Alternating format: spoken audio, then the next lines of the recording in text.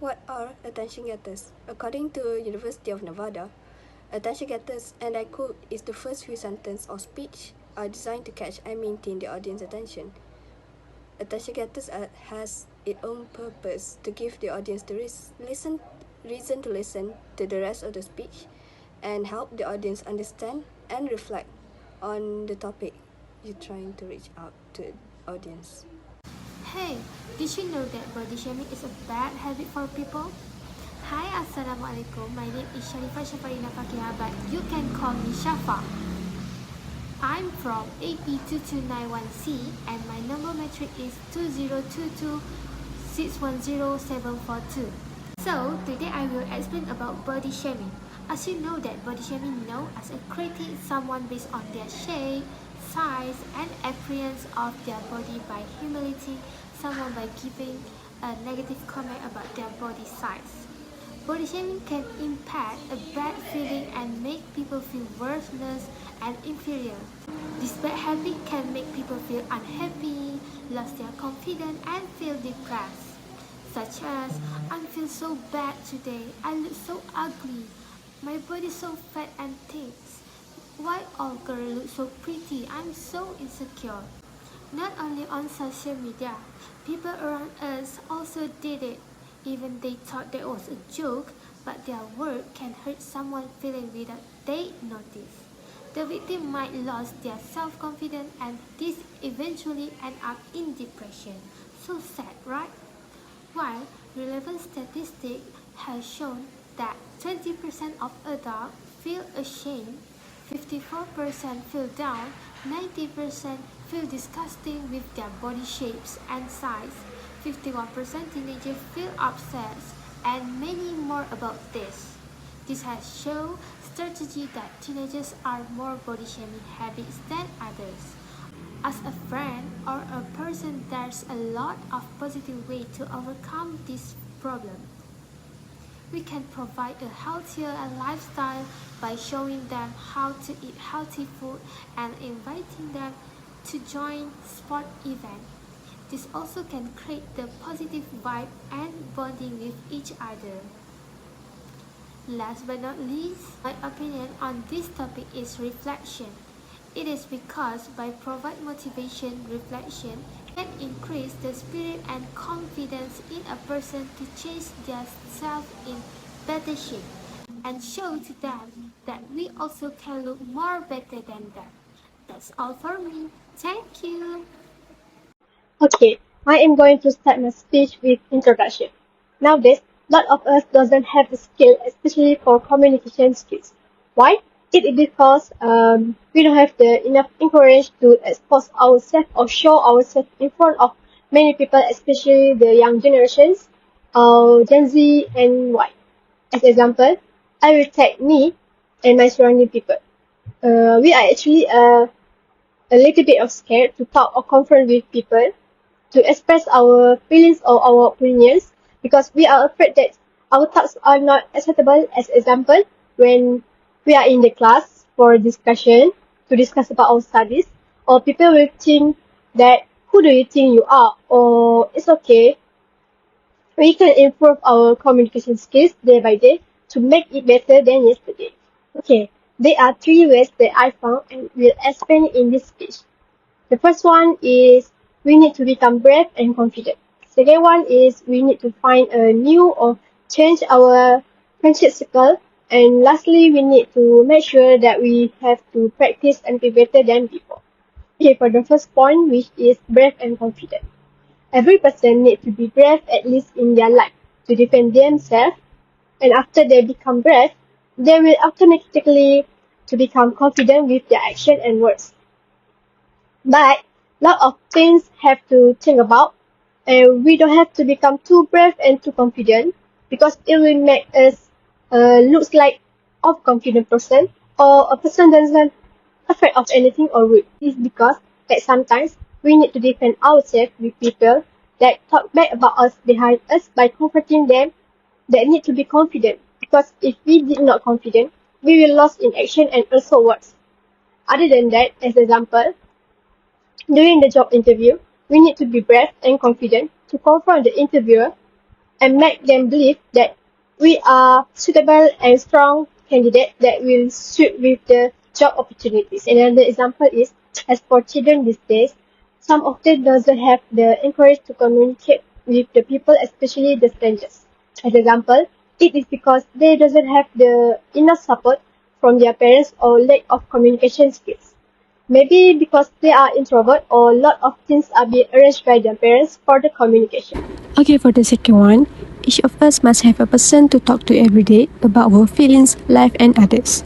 We need to find a friend to become our friends to express our feelings, especially when we are feeling bad or good. Friends can be our parents, primary and secondary school friends, college or university friends, and each of them will have a different personality and also bonding with us without us noticing. By friending with them, it will improve our communication skills day by day. As example, during studying in university, we will find a new people and also friends. By knowing communication skills, it will help us to get more friends in the meantime and also in the future. We will learn how to do presentation with good communication skills. By doing that, we are improving ourselves to become better and more better. We need to find a great friendship that have different ideas, personalities to bring us joy and also improve other skills in our life. As example, teamwork skills, creativity skills, and others. We need to practice and more practice until better or satisfied with our communication skills.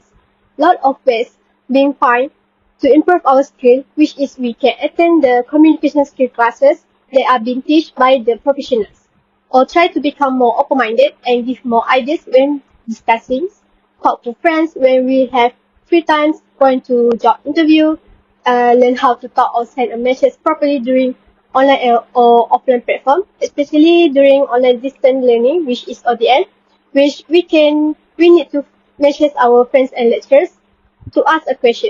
We will create a proper manner and also time. In a nutshell, communication skills is the most important skills that are needed in our lifetime, even it is hard, because it is a hard skill, whether when during we become a student, an employee, or as a person. This skill is the essential skills that are hard to be found and easy to be managed after time management skills. I hope that my speech will help us and also myself to boost our confidence and become a brave person with a great manner and also personality to become successful persons once in a lifetime. That's all from me. Thank you. Hi and Assalamualaikum. I'm Emily Natasha binti Sofi and I was assigned to talk about the informative topic that I choose for the ELC task. So, the topic that I choose to talk today is the cause of the insomnia. Do you know what is insomnia? Based on the Mayo Clinic, insomnia is a sleep disorder which hard to fall asleep, stay asleep, and it also can make you feel tired when you wake up. It will affect your daily activities, which lower the performance of your work and school, as it will affect your health, your stamina. It also will affect your mood and your quality of life. Based on Sleep Foundations, it stated that an adult should have 7 to 9 hours of sleep per night. Now we're gonna talk about the cause of the insomnia. Insomnia has a lot of causes. For example, it can be stress, anxiety, or depression. It also can be the environment itself, such as too much noise, uncomfortable bed, or the temperature of the room. Other than that, it also can be on what you consume when you eat. For example, it can be too much caffeine, and when you consume caffeine late afternoon, or too much alcohol or nicotine. When I was pursuing my diploma, I used to go through the insomnia which caused by too much consuming the caffeine to keep me awake, to keep on study and do the tasks and assignment of my coursework. Hi, Assalamualaikum. My name is Nurul Atirah binti Azizain. Do you know that 1 out of 3 Malaysians are suffering from mental illness? Do you think it is a genetic factor? So actually, what are the causes of mental illness as the number of individuals experiencing mental illness around the world continues to grow? According to the National Health and Morbidity Survey that the Ministry of Health performed in 2015, people aged 16 and older are 29.2% more likely to experience mental health issues. The mental illness typically divided into some categories such as anxiety, depression, psychotic disorder, eating disorder, personality disorder, dementia, and autism. The most common mental illness is depression, where it generally affects women more often than men.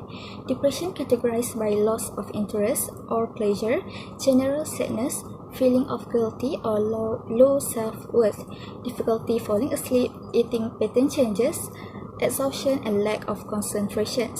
So here I will explain the causes of mental illness that have been faced by people around the world.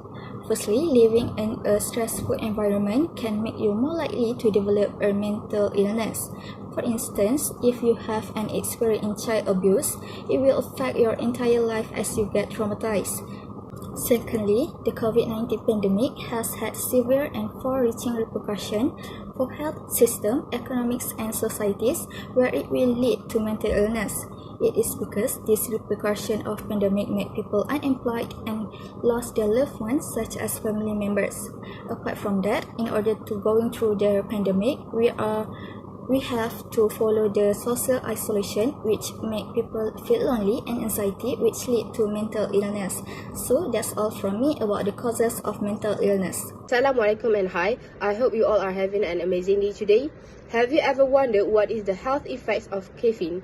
Nowadays, many young people are obsessed with caffeine because for them, caffeine can help them in their daily life, such as working from morning until late at night.